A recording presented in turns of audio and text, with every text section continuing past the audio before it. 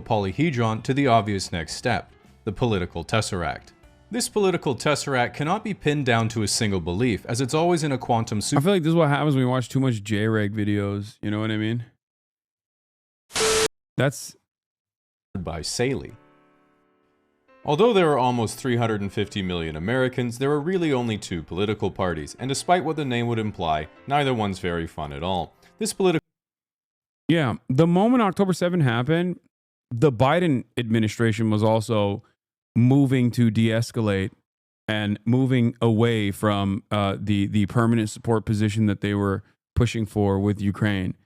It was never going to be as like loud and as brash and as ridiculous as Donald Trump it has done, because he's like actively undermining pre-existing American allegiances. But overall, the notion that even the notion that there would be like permanent war of attrition for Ukraine would be positive for Ukraine in general is also incorrect. There were many off-ramps that the Biden administration should have taken, both with Gaza and with Ukraine, and they didn't do it because they're fucking assholes.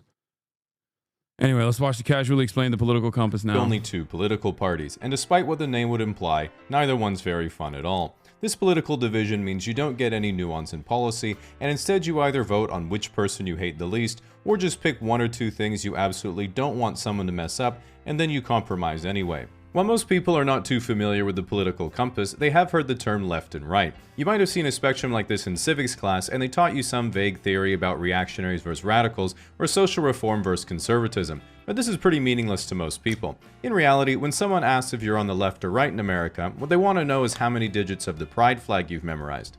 Even the most far left and far right extremes have more in common than you might think. For example, they both share the same common weakness: follow-up questions. Take people on the far left, they all make the same mistake, which is waking up one day, doing absolutely no research, and then thinking there's no way that Ben Shapiro will have heard this one before. Similarly, if you take someone on the far right who says, "I believe that white people are superior to the other races," the obvious follow-up is asking if this is their sample group. The reality is that just left or right doesn't capture the full nuance of someone's political beliefs. If you're a fiscal conservative who believes that government debt represents an inability to provide future public programs, the left lumps you in with the people who stormed the Capitol. If you're a liberal who believes that investment into nuclear is the future of clean... Wait, what? That just left or right doesn't capture the full nuance of someone's political beliefs. If you're a fiscal conservative who believes that government debt represents an inability to provide future public programs, the left lumps you in with the people who stormed the Capitol. If you're a liberal who believes that investment into nuclear is the future of clean energy, the right lumps you in with the people who think that the hard counter to fracking is a heartfelt land acknowledgement. The political compass introduces a bit more nuance because while you still have a left and right, you can flesh out what you believe about both economic and social policy, and more importantly, see how your beliefs relate to other people's. To give the theme, as you move up the compass, you prefer big government. As you move down, you prefer small or less government. And as you move left, you prefer equal redistribution of resources. And to the right, you prefer to let free markets allocate resources unimpeded. So let's look at each quadrant's highest value first, so you can see which one you most relate to and the... I don't think it's correct to put Ben here. I guess pros and cons of each. Authoritarian right's highest value is virtue. Pros: everyone can pursue their own ideals. Cons: me and my homies will determine what they are. Authoritarian left is equality. Pros: everyone shares equally in all the stuff. That's not true. Cons: there is no stuff. Okay, both of these things are incorrect. No, I mean, I didn't know that political compass theory was like this much of a liberal, ironically enough. But I don't think that this is accurate in terms of like everyone shares equally and all the stuff is just not correct. There is no like, we're cutting the tall trees ass attitude in terms of people who are strivers and overachievers will be cut down, and that every single person, like the basketball team, has to have the same height or anything like that. I mean, I guess libertarian left is compassion. Pros: what's mine is yours, what's yours is mine, and we can all love each other. Cons: you hate your wife's boyfriend. Libertarian right is freedom. Pros: the rich get insanely rich, the poor just die. Okay, Cons: fair. lastly, the centrist's highest value is of course A5 Wagyu. Pros: all that matters to him are beef and gas prices. Cons: his whole world is currently in shambles. In brief, auth right is if it ain't broke for me, don't fix it. Lib left is friendly, horny, and broke. Lib right is temporarily embarrassed millionaires. And auth left is everything would finally be perfect if we just got rid of that one fucked up Jenga block right at the bottom. By using the quadrants, it lets us see there's a lot more nuance to someone's political opinion than just left or right. For example, to someone on the right, everyone on the left seems the same. But libertarian left will say, you know, communism sounds really nice. Everyone living as equals with each other, working together in harmony with the environment. I guess it just seems that while the theory is good, the execution has been really bad. Then authoritarian left would say, yeah, but often necessary. Similarly to people... Okay, that's not...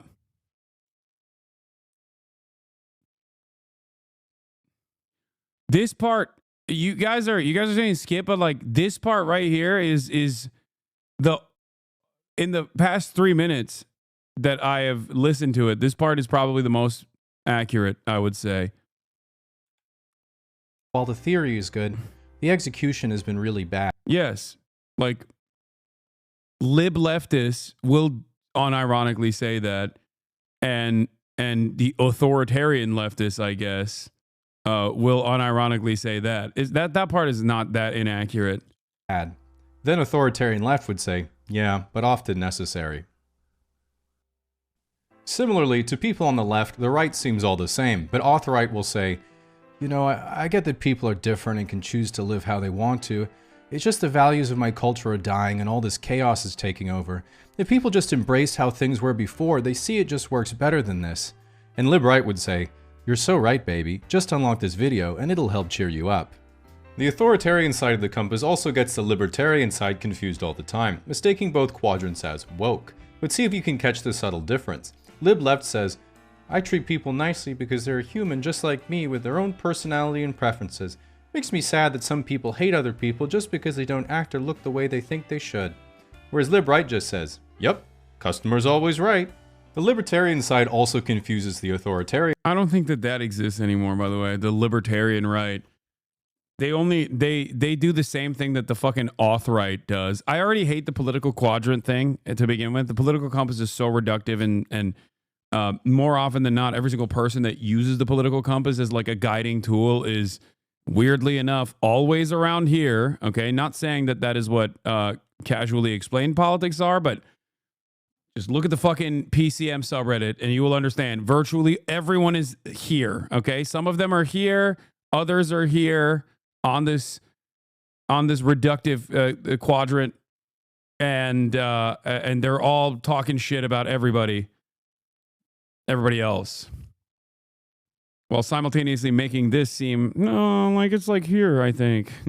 Side. Both want to have top-down control of how things are run and how people behave, but auth right is much more straightforward. If they don't like what you're doing, they're going to hit you with a stick. If auth left doesn't like what you're doing, they're going to convince everyone else that you have a stick. In contrast, if lib left's life isn't going so well, they just adapt, complain, download Hinge, and wait for an inheritance. Whereas if lib right's life isn't going so well, they say, no, there is a way to fight the system.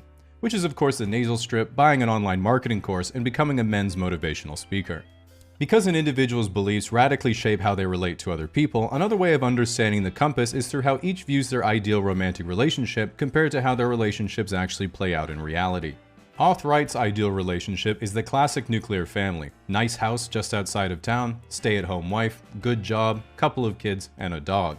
The relationship auth right actually gets is their third failing marriage and fourth pair of tack glasses. Or they're a virgin in their early 20s with an anime girl as their ex-profile, and their main hobby is using AI to generate anthropomorphic female fighter jets. In either case, they plan to fix their life with a one-way plane ticket to Thailand and become each other's customer. Auth left's ideal relationship is with Hasan Piker. The relationship fair. auth left actually gets is with Hasan Piker's chair. Lib left's ideal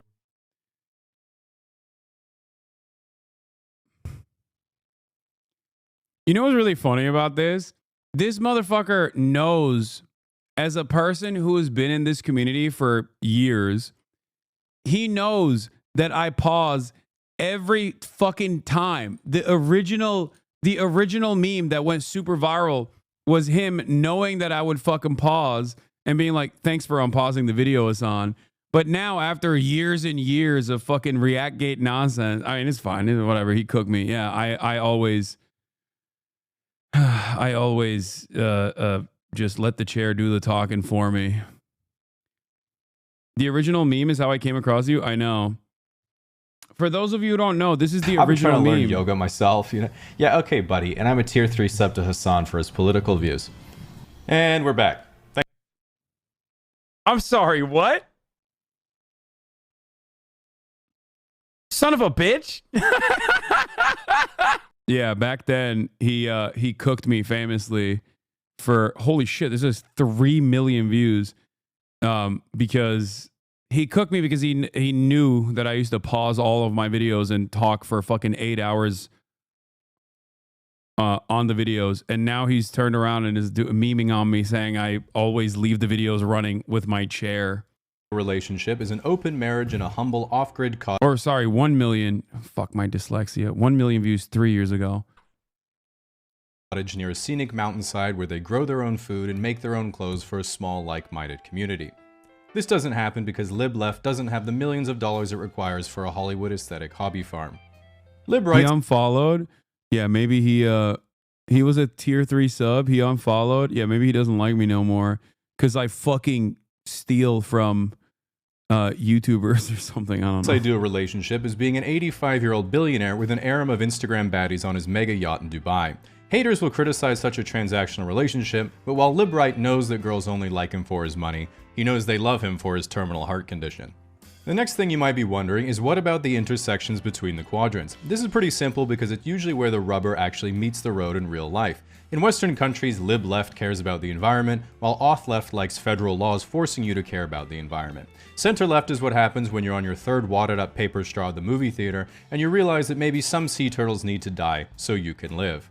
While you might be thinking, okay, I'm sort of getting this compass thing, we are of course just scratching the surface, because a two-dimensional compass isn't enough to capture the full nuance of a quadrant's views, and you have to introduce the third dimension, which is if you're technologically progressive or regressive. For example, the bottom center on the compass is classically libertarian, believes in self-reliance, saving money, hard currency, survivalism, and only trusts non-mainstream media like Joe Rogan and the Kremlin. If you take this political view and make it technologically progressive, you end up with anarcho-transhumanism, the belief that man will merge with machine and transcend to a higher form of life.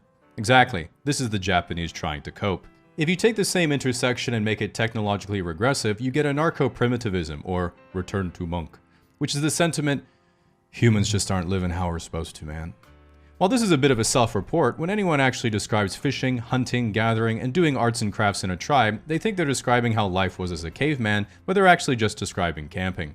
Figuring out where to put yourself on the compass can still be difficult, because even 3 dimensions is not enough to capture the complexity of beliefs the human mind is capable of, which is why we must ascend further to include your capacity to change your beliefs over time to avoid ever thinking you're wrong. Which means we have to go beyond the political polyhedron to the obvious next step, the political tesseract.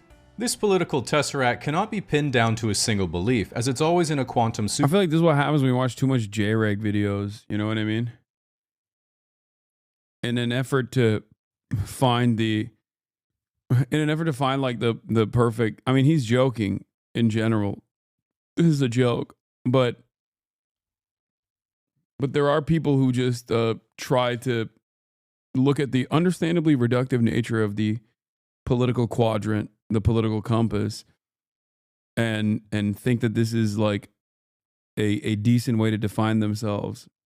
Superposition of both support and rejection of any conceivable opinion until someone you don't like expresses their point of view and you're forced to disagree. For this reason, it's important to know the point of view of each quadrant for all the most talked about political questions so you can start filling up your debate repertoire. For example, if you asked each quadrant, should we have more gun control? Auth Right says no, Auth Left says yes, Lib Left says yes, and Lib Right says yes, I should have more control of guns. How would you fix the economy? Auth Left would raise taxes, Auth Right would cut expenses, Lib Left would unionize, and Lib Right would say to another Lib Right, here's $100, slap me. Oh, fuck. Okay, give it back and I'll kick you in the balls. And everyone else would be like, Holy shit, they just increased I'm not going to watch Marco Rubio tonight. I'm going to finish this video and then I'm going to go because I'm going to go to the Lakers game and I'm already late. GDP by $200. Pro-choice or pro-life? Auth-right says pro-life, lib-left says pro-choice, lib-right says on-site, and auth-left is checking their quotas. The One Piece When Lakers should someone game. be able to do hormone replacement therapy? Auth-left. Anyone with approval from a medical authority can go on hormone replacement therapy at any time. Auth-right. Kids shouldn't be allowed to do HRT. Lib-left. I just don't want kids going through puberty knowing they wanted the body of a different gender. Lib-right. I just don't want kids going through puberty. He's not a libertarian, Michael from Pennsylvania. I mean, he's calling libertarians pedophiles, like right libertarians pedophiles, which is a correct thing to call them, so. What do you think about free speech? Lib-right says no one should be punished for voicing their opinion. Lib-left's community note points out how other people treat you for your opinion is part of their freedom of speech. Auth-right revokes your blue checkmark for violating their terms of service, and auth-left has taken down your post for spreading harmful misinformation. The centrist then walks into the room and says, You better take your medication, Elon. You're arguing with yourself again. You might look at the political compass and think, man, it's crazy that people believe in so many stupid ideologies when there's really only one that's actually correct. Which is why before you wage war in the comment section, you need to know the ultimate trap card of each quadrant to make sure you don't fall into an unwinnable argument and instead probe their weakness to appear more correct. Lib-left's trap card is the moral high ground. Their weakness is, how's your relationship with your parents? Auth-left's trap card is pretending to be lib-left. Their weakness is trigger words, like America is a decent country, or Mazel Tov. Lib-right. Oh, wait, what? Oh, come on, dude. Mazel Tov. The first one was good. Like, America's a decent country is definitely a... But Mazel Tov is like, yeah, okay. Every Marxist-Leninist is a anti-Semite. It's just like, yeah, okay. They're anti-Israel, so they're obviously anti-Semitic. That's crazy.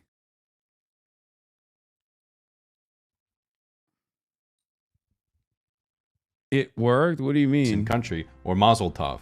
Lib-right's trap card is the success of free market capitalism. Their weakness is how much tax have you paid in capital gains. Auth-right's trap card is their collection of cherry-picked crime statistics. Their weakness is undermining their credibility with questions like dinosaurs. Were they real or just the shape of nuggets? This scares auth-right because they know what you're going to ask the shape of next. Alright, you should be well prepared to go into battle. If this video offended you, just remember there's nothing you can do about it because YouTube removed dislikes ages ago. If you try to leave a negative comment, you will face the full wrath of my terms and conditions, only positive feedback will get a cute heart, and most importantly, this video is brought to you by Saley. As an American, you might be thinking, with what's going on in my country, I really want to move to Canada. But being unable to read Celsius or the metric system, communication would of course be impossible, and there'd be no way for you to get a local SIM card for your phone. What can you do about it? Well, with Saley, you can download an eSIM onto your phone, giving you data coverage in over 180 different countries, meaning you can significantly reduce or entirely eliminate roaming fees, and you can get a global or regional plan if you plan on visiting multiple countries. This is especially helpful because not only can you avoid getting scammed or having to talk to people in general, you don't run the risk of losing your original SIM card from back home. My last one is currently in Peru. My friend Jim... I think it's crazy. Maybe I missed it, but like, when he was doing the political compass, like, did he even make inferences to how the authoritarian right is rabidly anti-Semitic? I mean, he showed them with like swastikas and shit, but like who would be more predisposed to unlimited anti-Semitism while also simultaneously being sometimes pro-Israel, other times anti-Israel, but definitely permanently anti-Semitic is this quadrant. Okay, everybody calm down. He's clearly not a right-wing guy. He's just a liberal, I think. Also, it's a meme video. If you get mad at the Political Compass Explained meme video,